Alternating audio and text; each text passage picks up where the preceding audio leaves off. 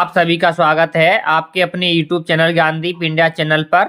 और आज का टॉपिक है कक्षा 11 अर्धवार्षिक परीक्षा, विषय नैतिक, खेल एवं शारीरिक शिक्षा। समय आपको 3 घंटा, पूर्णांक आपका 90 है। 90 अंक का ये पेपर है। समय आपको 3 घंटा मिलेगा। तो आपने अगर अभी तक वीडियो को शेयर नहीं किया है तो पहले आप वीडियो को शेयर कीजिए ताकि सभी बच्चे जुड़ सकें और इसका लाभ उठा सकें। तो आइए वीडियो को शुरू करते हैं। तो पहले देखें निर्देश। तो निर्देश दे रखा है सभी प्रश्न करना अनिवार्य है। नोट में क्या लिखा है? सभी प्रश्न करना अनिवार्य है। सभी प्रश्न आपको करने हैं। पहला आपका दीर्घ उत्तरीय प्रश्न, कोई 2 प्रश्न करने हैं आपको इसमें, ठीक है। दीर्घ उत्तरीय प्रश्न है आपको, तो इन दीर्घ उत्तरीय प्रश्न में से आपको 2 प्रश्न के उत्तर देने हैं। ये आपका 7.5 अंक का एक प्रश्न है।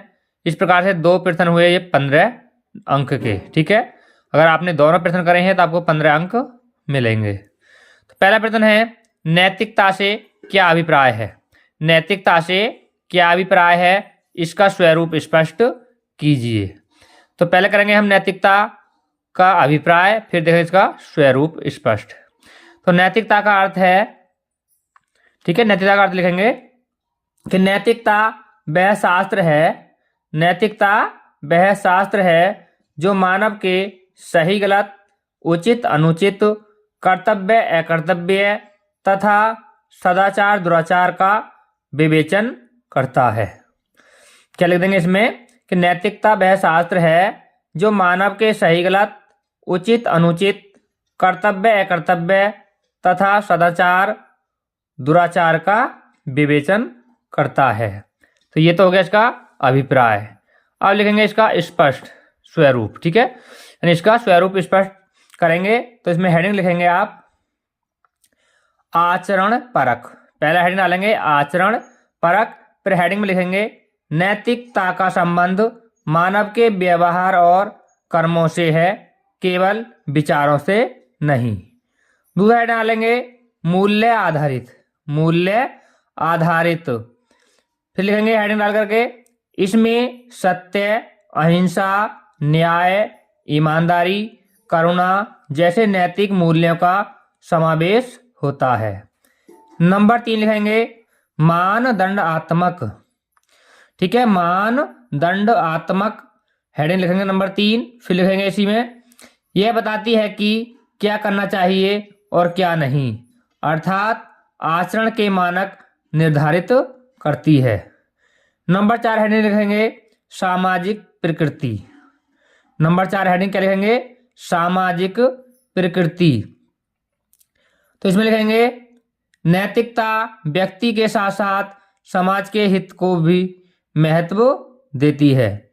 नैतिकता व्यक्ति के साथ साथ समाज के हित को भी महत्व देती है। नंबर 5 लिखेंगे व्यवहारिक। नंबर 5 हेडिंग क्या डालेंगे? व्यवहारिक। फिर लिखेंगे इसमें इसका उद्देश्य आदर्शों को जीवन में लागू करना है, न कि केवल सिद्धांतों तक सीमित रहना। इसका उद्देश्य आदर्शों को जीवन में लागू करना है, न कि केवल सिद्धांतों तक सीमित रहना। नंबर 6 लिखेंगे सार्वभौमिकता की प्रवृत्ति। सार्वभौमिकता की प्रवृत्ति। फिर लिखेंगे डैश लगाकर के आगे को नैतिक नियम समय, स्थान और व्यक्ति के ऊपर उठकर लागू होने का प्रयास करते हैं। क्या लिखेंगे इसमें? नैतिक नियम समय, स्थान और व्यक्ति से ऊपर उठकर लागू होने का प्रयास करते हैं। नंबर 7 है डालेंगे कर्तव्य और उत्तरदायित्व पर बल, ठीक है, कर्तव्य और उत्तरदायित्व पर बल। फिर लिखेंगे नैतिकता व्यक्ति को अपने कर्मों के प्रति उत्तरदायी बनाती है। तो इस तरह से आप इसमें 6-7 हेडिंग लिखेंगे और इसका उत्तर पूर्ण हो जाएगा। फिर देखेंगे अगला प्रश्न, ठीक है। इसके बाद हम देखते हैं इसका अगला प्रश्न। दूसरा प्रश्न है सामाजिकरण से आप क्या समझते हैं? परिवार की अवधारणा स्पष्ट करते हुए उसकी परिभाषाएं लिखिए। तीसरा प्रश्न है राज्य के निवासी नागरिकता एवं आदर्श नागरिक के संदर्भ को विस्तार से स्पष्ट कीजिए।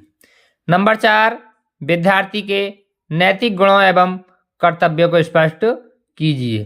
तो ये 4 प्रश्न हैं आपके, तो आपको 4 में से 2 करने हैं। तो पहले मैंने आपको करा दिया, अब कराऊंगा मैं आपको चौथा प्रश्न, विद्यार्थी के नैतिक गुण एवं कर्तव्य को स्पष्ट कीजिए। तो पहला देखेंगे विद्यार्थी के नैतिक गुण, उसके बाद कर्तव्य। तो देखेंगे विद्यार्थी के नैतिक गुण, लिखेंगे नंबर 1 सत्यनिष्ठा। क्या लिखेंगे? नंबर 1 सत्यनिष्ठा। उसमें लिखेंगे सत्य बोलना और ईमानदारी से कार्य करना। सत्यनिष्ठा हेड डाल के उसमें क्या लिखेंगे? हेडिंग में सत्य बोलना और ईमानदारी से कार्य करना। नंबर 2 अनुशासन। अनुशासन हेड डाल देंगे, फिर लिखेंगे नियमों का पालन करना तथा समय का सदुपयोग करना। नंबर 2 पे क्या लिख देंगे? अनुशासन हेडिंग, हेडिंग में लिख देंगे नियमों का पालन करना तथा समय का सदुपयोग करना। नंबर 3 परिश्रम। नंबर 3 हेडिंग डालेंगे परिश्रम, फिर लिखेंगे लक्ष्य प्राप्ति के लिए निरंतर मेहनत करना। लक्ष्य प्राप्ति के लिए निरंतर मेहनत करना। नंबर 4 आत्मसंयम। नंबर 4 क्या लिखेंगे? आत्मसंयम। उसमें लिखेंगे फिर अपनी इंद्रियों, भावनाओं और इच्छाओं पर नियंत्रण रखना। आत्मसंयम हेडिंग डालकर क्या लिख देंगे इसमें आगे को कि अपनी इंद्रियों, भावनाओं और इच्छाओं पर नियंत्रण रखना। नंबर 5 हेडिंग डालेंगे नम्रता। नम्रता, फिर लिखेंगे बड़ों का सम्मान और छोटों से स्नेह का व्यवहार करना। बड़ों का सम्मान और छोटों से स्नेह का व्यवहार करना। नंबर 6 डालेंगे कर्तव्य निष्ठा। कर्तव्य निष्ठा, फिर लिखेंगे अपने अध्ययन और दायित्वों के प्रति सजग रहना। अपने अध्ययन और दायित्वों के प्रति सजग रहना। नंबर 7 है डालेंगे सेवा भाव। सेवा भाव, फिर लिखेंगे समाज और राष्ट्र की सेवा की भावना रखना। समाज और राष्ट्र की सेवा की भावना रखना। नंबर 8 है डालेंगे देश प्रेम। देश प्रेम में लिख देंगे राष्ट्र के प्रति निष्ठा और समर्पण की भावना। राष्ट्र के प्रति निष्ठा और समर्पण की भावना रखना। तो ये तो हो गया आपके नैतिक गुण। अब देखेंगे विद्यार्थी के क्या क्या कर्तव्य हैं। ठीक है, डाल देंगे विद्यार्थी के कर्तव्य। तो कर्तव्य में लिखेंगे नंबर 1 अध्ययन के प्रति निष्ठा। अध्ययन के प्रति निष्ठा, फिर लिखेंगे नियमित अध्ययन करना और ज्ञान अर्जन में रुचि रखना। नंबर 2 है डालेंगे गुरुओं का सम्मान। फिर लिखेंगे इसमें आगे को शिक्षकों के प्रति श्रद्धा और आज्ञा पालन करना है। ठीक है, शिक्षकों के प्रति श्रद्धा और आज्ञा पालन। नंबर 3 माता पिता का आदर। नंबर 3 माता पिता का आदर, इसमें लिखेंगे उनके त्याग और मार्गदर्शन का सम्मान करना। उनके त्याग और मार्गदर्शन का सम्मान करना। नंबर 4 अनुशासन का पालन। नंबर 4 हेडिंग का डाल देंगे अनुशासन का पालन, फिर लिखेंगे विद्यालय के नियमों का पालन करना। विद्यालय के नियमों का पालन करना। नंबर 5 हेड डालेंगे सदाचार का पालन। नंबर 5 हेडिंग का डालेंगे सदाचार का पालन, फिर इसमें लिखेंगे अच्छे आचरण और चरित्र का विकास करना। अच्छे आचरण और चरित्र का विकास करना। नंबर 6 हेड डालेंगे स्वास्थ्य की रक्षा। स्वास्थ्य की रक्षा, फिर लिखेंगे इसमें आगे को शारीरिक और मानसिक स्वास्थ्य का ध्यान रखना। शारीरिक और मानसिक स्वास्थ्य का ध्यान रखना। नंबर 7 समय का सदुपयोग। समय का सदुपयोग, इसमें लिखेंगे आलस्य और बुराइयों से दूर रहना। आलस्य और बुराइयों से दूर रहना। नंबर 8, पर्यावरण संरक्षण। पर्यावरण संरक्षण, इसमें लिख देंगे आगे को हेडिंग लगा डैश लगा करके, स्वच्छता बनाए रखना और प्रकृति की रक्षा करना। स्वच्छता बनाए रखना और प्रकृति की रक्षा करना। तो इस प्रकार से आप हेडिंग डालेंगे 7 या 8, जो भी आपको उचित लगे अपने हिसाब से, यानी 7-8 हेडिंग पढ़नी चाहिए। तो मैंने आपको 8-8 हेडिंग बताए दोनों। तो इस तरह से आप दोनों प्रश्न कर सकते हैं दीर्घ उत्तरीय में। अब आते हैं आपके लघु उत्तरीय प्रश्न। अब हैं लघु उत्तरीय प्रश्न। तो इसमें आपको कोई 5 प्रश्न करने हैं, ठीक है। 3-3 नंबर के प्रश्न है आपके। तो इसमें पहला प्रश्न है, स्वामी विवेकानंद ने प्रत्येक मनुष्य या राष्ट्र को महान बनाने के लिए किन बातों का उल्लेख किया है। ठीक है, प्रश्न क्या है कि स्वामी विवेकानंद ने प्रत्येक मनुष्य या राष्ट्र को महान बनाने के लिए किन बातों का उल्लेख किया है। तो नंबर 1 लिखेंगे, हेड डालेंगे शिक्षा। नंबर 1 हेडिंग क्या है हमारा, शिक्षा। फिर लिखेंगे हेडिंग डाल करके आगे को, उनके अनुसार शिक्षा वह है जो मनुष्य के भीतर निहित पूर्णता को प्रकट करे। शिक्षा वह है जो मनुष्य के भीतर निहित पूर्णता को स्पष्ट करे। नंबर 2 लिखेंगे सेवा और मानवता। सेवा और मानवता। फिर इसमें लिखेंगे, उन्होंने कहा नर सेवा ही नारायण सेवा है। नर सेवा ही नारायण सेवा है। दीन दुखियों, गरीबों और समाज के पिछड़े वर्गों की सेवा से राष्ट्र सशक्त बनता है। नंबर 3 है डालेंगे राष्ट्रीय एकता। राष्ट्रीय एकता। फिर लिखेंगे जाति, धर्म, भाषा और क्षेत्र के भेदभाव से ऊपर उठकर एकता की भावना विकसित करना आवश्यक है। जाति, धर्म, भाषा और क्षेत्र के भेदभाव के ऊपर उठकर एकता की भावना विकसित करना आवश्यक है। उसके बाद लिखेंगे चरित्र निर्माण। चौथा हेडिंग डालेंगे हम चरित्र निर्माण। इसमें लिखेंगे विवेकानंद के अनुसार चरित्र ही सच्चा धन है। ईमानदारी, सत्यनिष्ठा, आत्मसंयम और नैतिकता से युक्त चरित्र, ठीक है, नैतिकता से युक्त चरित्र व्यक्ति और राष्ट्र को महान बनाता है। इसके बाद हम डालेंगे आत्मविश्वास और आत्मश्रद्धा। आत्मविश्वास और आत्मश्रद्धा। उनका प्रसिद्ध सिद्धांत था या उनका प्रसिद्ध विचार था, उठो जागो और तब तक मत रुको जब तक लक्ष्य प्राप्त न हो जाए। ठीक है, उनका प्रसिद्ध विचार क्या था कि उठो जागो और तब तक मत रुको जब तक लक्ष्य प्राप्त न हो जाए।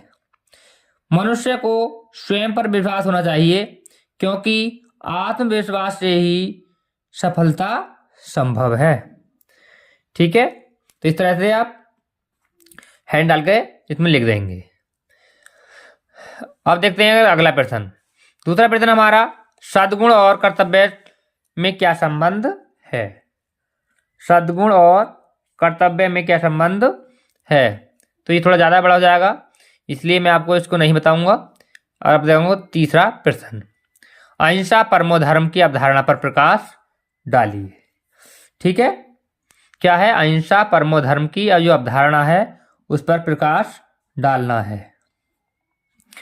ठीक है, तो इसमें लिखेंगे अहिंसा परमो धर्म भारतीय दर्शन की एक अत्यंत महत्वपूर्ण नैतिक अवधारणा है जिसका अर्थ है अहिंसा ही सर्वोच्च धर्म है। ठीक है, पहले इसका हम अर्थ बता देंगे एक बार को कि अहिंसा परमो धर्म भारतीय दर्शन की एक अत्यंत महत्वपूर्ण नैतिक अवधारणा है जिसका अर्थ है अहिंसा ही सर्वोच्च धर्म है। नंबर 1 डाल देंगे अहिंसा का अर्थ। पहले देखेंगे हम अहिंसा का क्या अर्थ है। अहिंसा का सामान्य अर्थ केवल शारीरिक हिंसा न करना नहीं है, बल्कि विचारों में द्वेष न रखना, विचारों में द्वेष न रखना, वाणी से किसी को आहत न करना, कर्म से किसी को हानि न पहुंचाना भी अहिंसा के अंतर्गत आता है। इसके बाद लिखेंगे भारतीय दर्शन में अहिंसा। दूसरा हेड डाल देंगे भारतीय दर्शन में अहिंसा। वेद, उपनिषद, जैन, बौद्ध और हिंदू दर्शन सभी में अहिंसा को उच्च स्थान प्राप्त है। नंबर 3 है डालेंगे महात्मा गांधी का अहिंसा सिद्धांत। महात्मा गांधी ने अहिंसा को व्यक्तिगत और सामाजिक जीवन का मूल आधार बनाया। तो इस तरह से आप 3-4 हेडिंग डालेंगे और इसको लिख देंगे। अब देखेंगे हम इसके बाद चौथा प्रश्न। चौथा प्रश्न है आत्म संयम से क्या आशय है। आत्म संयम से क्या आशय है, तो आप उत्तर में लिखेंगे आत्म संयम का अर्थ है अपने मन, इंद्रियों, भावनाओं और इच्छाओं पर नियंत्रण रखना। अपने मन, इंद्रियों, भावनाओं और इच्छाओं पर नियंत्रण रखना तथा उन्हें विवेक और नैतिक मूल्यों के अनुसार संचालित करना। तो इस तरह लिखेंगे आत्म संयम का आशय। अब देखें प्रश्न नंबर 5। प्रश्न नंबर 5 है परिवार का क्या अर्थ है। परिवार का क्या अर्थ है, तो परिवार का अर्थ लिखेंगे। तो परिवार का अर्थ में लिखेंगे परिवार वह सामाजिक संस्था है जिसमें माता पिता, संतान तथा अन्य सदस्य मिलकर एक साझा जीवन व्यतीत करते हैं। दोबारा देख लेंगे कि परिवार वह सामाजिक संस्था है जिसमें माता पिता, संतान तथा अन्य सदस्य मिलकर एक साझा जीवन व्यतीत करते हैं। अब देखें प्रश्न नंबर 6। प्रश्न नंबर 6 है परिवार के धार्मिक एवं सांस्कृतिक कार्य लिखिए। तो इस प्रश्न को आपको नहीं कराएंगे क्योंकि आपको इसमें 5 के उत्तर देने हैं, तो ये थोड़ा बड़ा है। इसके बाद आप करेंगे अगला प्रश्न। अगला प्रश्न है जाति प्रथा तथा जातिवाद के कारणों पर प्रकाश डालिए।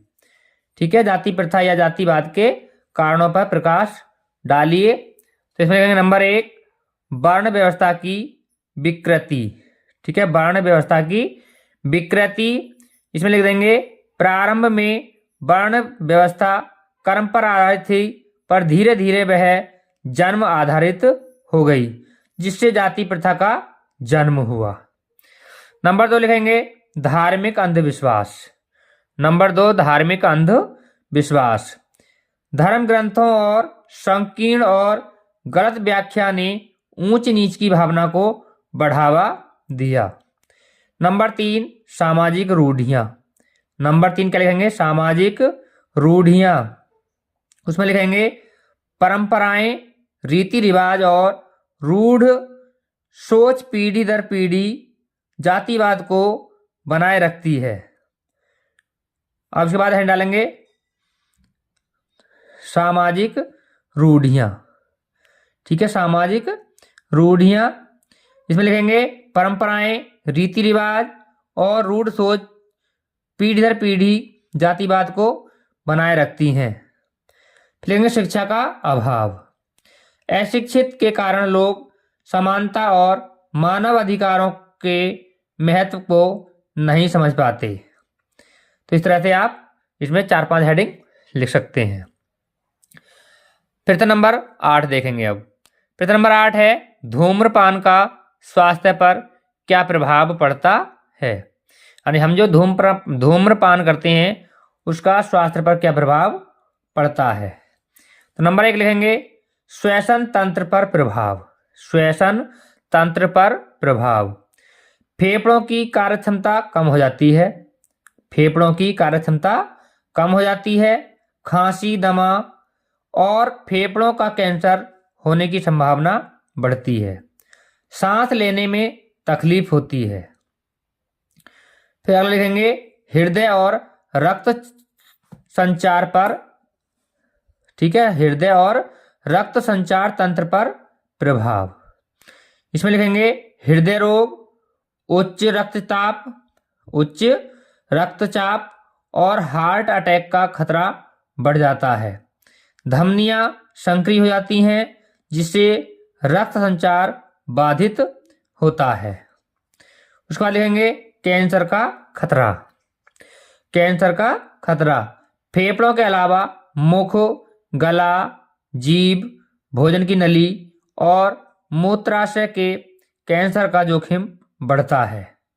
नंबर 4, पाचन तंत्र पर प्रभाव। भूख कम लगना, अम्लता और पेट के रोग हो सकते हैं। फिर लिखेंगे दांत और मुख स्वास्थ्य।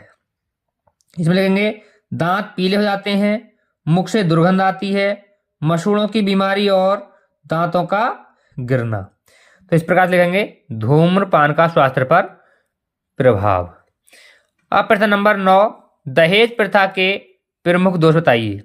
जो दहेज प्रथा चल रही है उसके प्रमुख दोष हैं वो क्या हैं, वो आपको बताने हैं, ठीक है।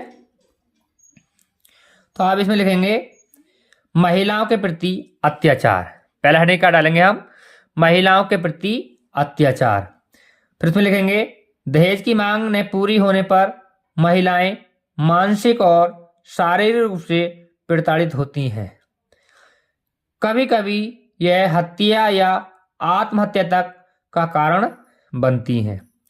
नंबर 2 हेडिंग डालेंगे आर्थिक बोझ। आर्थिक बोझ विवाह के समय परिवार पर अत्यधिक आर्थिक दबाव पड़ता है। गरीब परिवारों के लिए यह प्रथा असहनीय वित्तीय तनाव उत्पन्न करती है। नंबर 3 हेडिंग डालेंगे समाज में असमानता।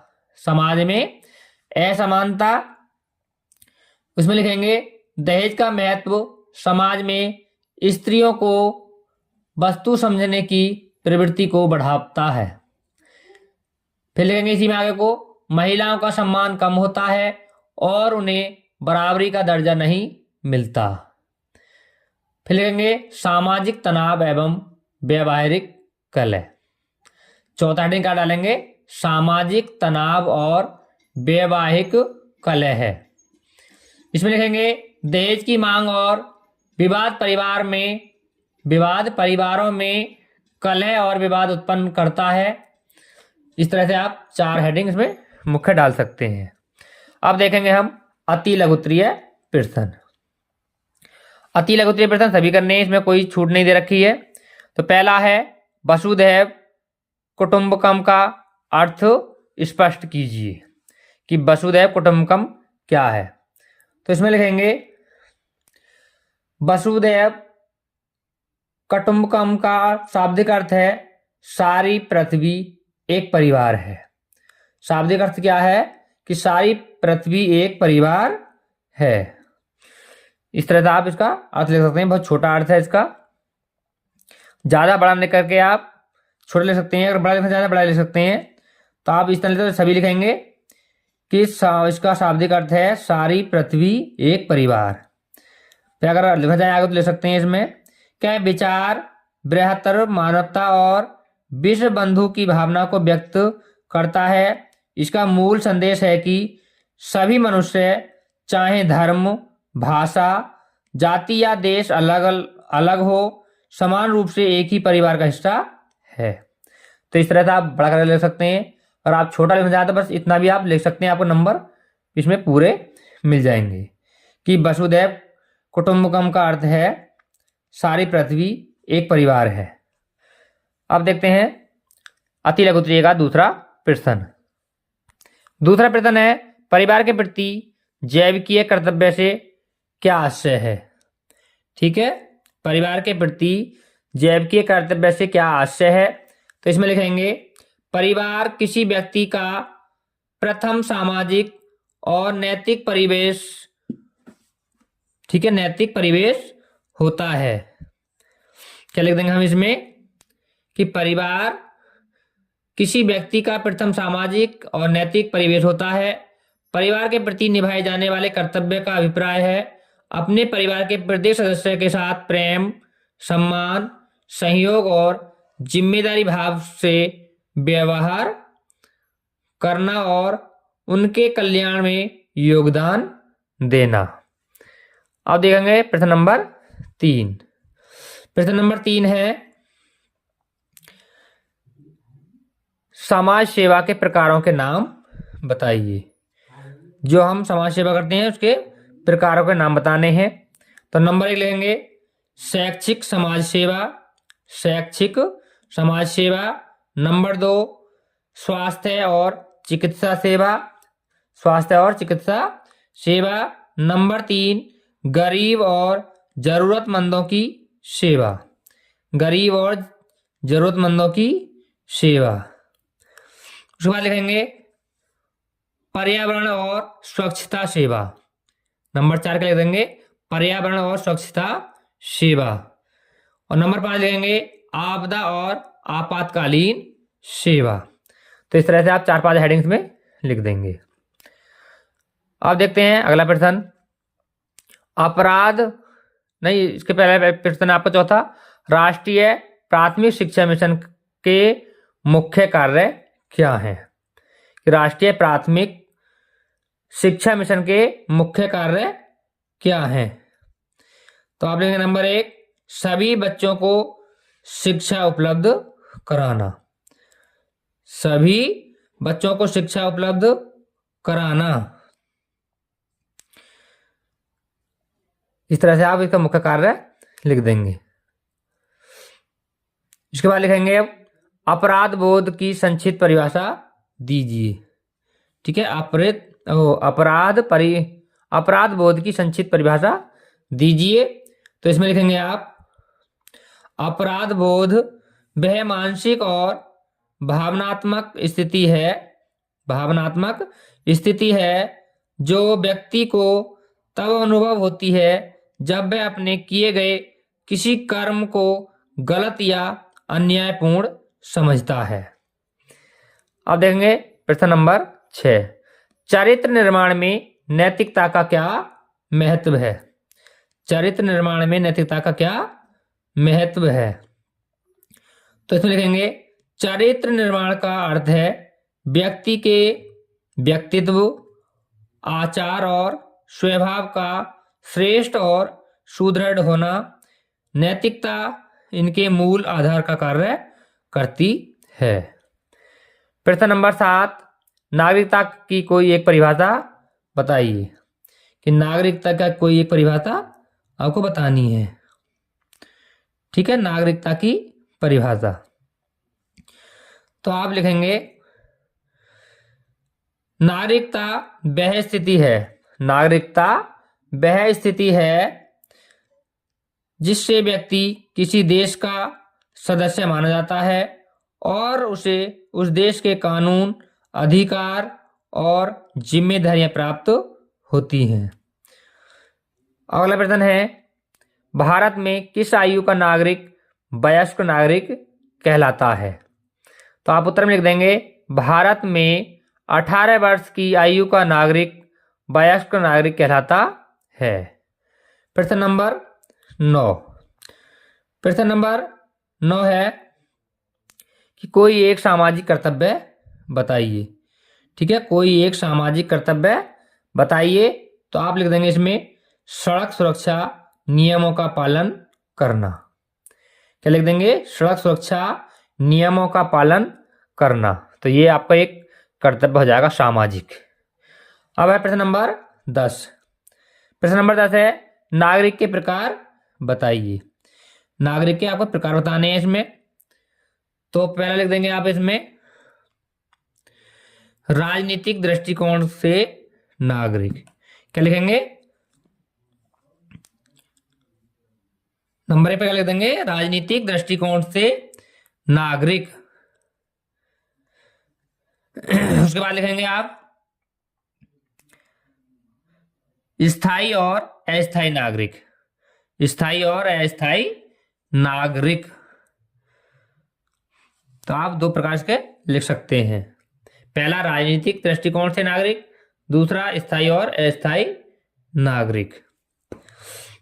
तो ये था आपका पेपर खेल एवं शारीरिक शिक्षा का, जो मैंने आपको सॉल्व कराया है। तो आज की वीडियो में बस इतना ही। आपको ये वीडियो कैसा लगा हमें कमेंट करके जरूर बताएं। अगर वीडियो अच्छा लगा हो तो वीडियो को लाइक करें और अपने दोस्तों के साथ शेयर करें। और जो भी हमारे चैनल पर नए आए हैं वो चैनल को सब्सक्राइब कर लें, साथ ही साथ बेल आइकन ऑन कर लें ताकि आने वाले वीडियो का नोटिफिकेशन सबसे पहले पहुंच सके और आप हमारे साथ अंत तक जुड़े रहे। इसके लिए आप सभी का बहुत बहुत धन्यवाद और फिर मिलते हैं अगले वीडियो में। तब तक सभी दोस्तों को नमस्कार।